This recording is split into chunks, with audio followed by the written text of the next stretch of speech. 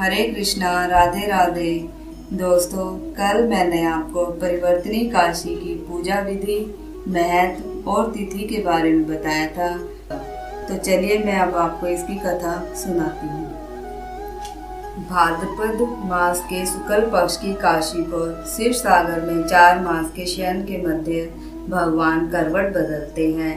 निद्रा मगन भगवान के करवट परिवर्तन के कारण ही इसका शास्त्रीय नाम परिवर्तनी काशी है। आज के दिन भगवान के वामन अवतार की पूजा भी की जाती है। भगवान विष्णु के बोले रूप वामन अवतार की यह पूजा वाजपेयी यज्ञ के समान फल देने वाली तथा समस्त पापों को नाश करने वाली होती है। वामन भगवान की पूजा के कारण कुछ व्यक्ति इसे वामन एकादशी भी कहते हैं। इसके दूसरे दिन मनाई जाती है वामन जयंती।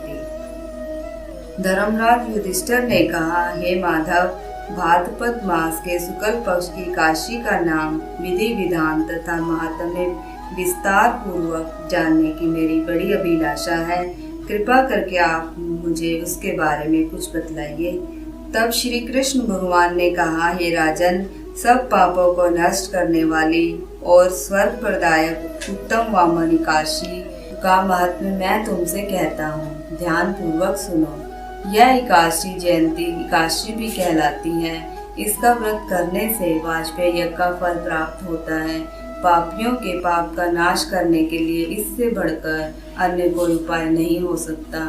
जो मनुष्य इस एकादशी के दिन मेरे वामन रूप की पूजा करता है, वह तीनों लोगों की पूजा कर लेता है।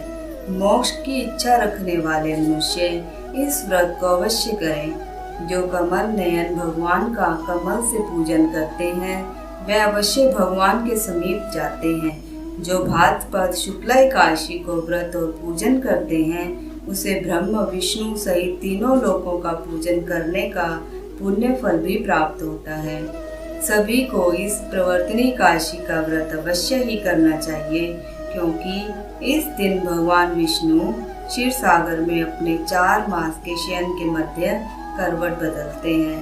भगवान के ये वचन सुनकर युधिष्ठिर बोले कि हे भगवान, मुझे अति जिज्ञासा हो रही है कि संपूर्ण सृष्टि का संचालन करते हुए आप किस प्रकार सोते हैं और किस प्रकार आप करवट लेते हैं। किस प्रकार राजा बलि को आपने वचन में बांधा और वामन रूप रखकर क्या क्या लीलाएं आपने की। आपके करवट बदलने के उपलक्ष्य में हमको क्या करना चाहिए, ये सब बातें आप विस्तार पूर्वक मुझसे कहिए। श्री कृष्ण ने कहा, हे राजन, अब आप सब पापों को नष्ट करने वाली इस कथा को ध्यान पूर्वक सुनिए। त्रेता युग में बलि नामक एक दैत्य मेरा परम भक्त, अत्यंत दानी, सत्यवादी तथा ब्राह्मणों का सेवक था। यज्ञों के प्रभाव से उसने इंद्र आदि सब देवताओं को जीत लिया। अब तो उसने देवलोक पर भी अपना अधिपति जमाकर सभी देवताओं को स्वर्ग से भी भगा दिया और संपूर्ण लोकों का स्वामी बन बैठा। आकाश, पाताल और पृथ्वी तीनों ही लोक उसके अधीन हो गए। तब देव ऋषियों सहित इंद्र आदि सब देवता भगवान के पास जाकर उनका पूजन और स्तुति करने लगे। उन्होंने राजा बलि के अत्याचारों से मुक्ति दिलाने के लिए भगवान से प्रार्थना की। भगवान ने वामन रूप धारण कर अवतार लिया और राजा बलि से 3 पग भूमि मांगी और फिर अपने तेजस्वी रूप से राजा बलि को पाताल लोक में भेज दिया। यह वार्ता सुनकर राजा युधिष्ठिर ने पूछा कि हे जनार्दन, आपने वामन रूप धारण करके उस महाबली दैत्य को किस प्रकार जीता।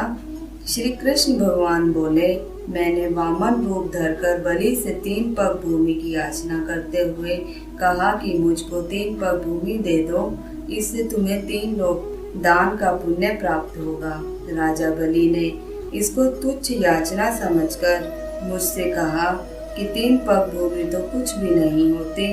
मैंने उससे 3 पग भूमि देने का संकल्प लेकर अपने त्रिविक्रम रूप को बढ़ाकर भूलोक में पद, भूवरलोक में पेट तथा जनलोक में हृदय और यमलोक में कंठ की स्थापना कर सत्यलोक में मुख उसके ऊपर मस्तक स्थापित किया। सूर्य, चंद्रमा आदि सब ग्रहों, योग, नक्षत्र, इंद्र आदि देवताओं और शेष आदि सब नागगणों ने विविध प्रकार से वेद सूक्तों से प्रार्थना की। 2 पग नापने के बाद मैंने राजा बलि का हाथ पकड़कर कहा, राजन, एक पद से पृथ्वी और दूसरे से स्वर्गलोक पूर्ण हो गए हैं। अब तीसरा पैर मैं कहाँ पर रखूं? तब बलि ने अपना सिर झुका लिया और मैंने अपना पैर उसके मस्तक पर रख दिया। इससे मेरा वह भक्त पाताल को चला गया। उसकी विनती और नम्रता को देखकर मैंने कहा, हे बलि, मैं सदैव तुम्हारे निकट ही रहूंगा। विरोचन के पुत्र बलि के कहने पर वहां पर भाद्रपद शुक्ला परिवर्तनी काशी के दिन बलि के आश्रम पर मेरी मूर्ति स्थापित हुई और दूसरी क्षीर सागर में शेषनाग की पीठ पर हुई। कथा सुनाने के पश्चात भगवान श्री कृष्ण ने कहा, हे युधिष्ठिर, इस काशी को भगवान शयन करते हुए करवट लेते हैं, इसलिए त्रिलोकी के नाथ विष्णु भगवान का आज विशेष पूजन किया जाता है। उनके निमित्त तांबा, चांदी, चावल और दही का दान उचित माना जाता है। रात्रि को जागरण अवश्य करना चाहिए। जो इस प्रकार व्रत करते हैं वे सब पापों से मुक्त होकर स्वर्गलोक को जाते हैं।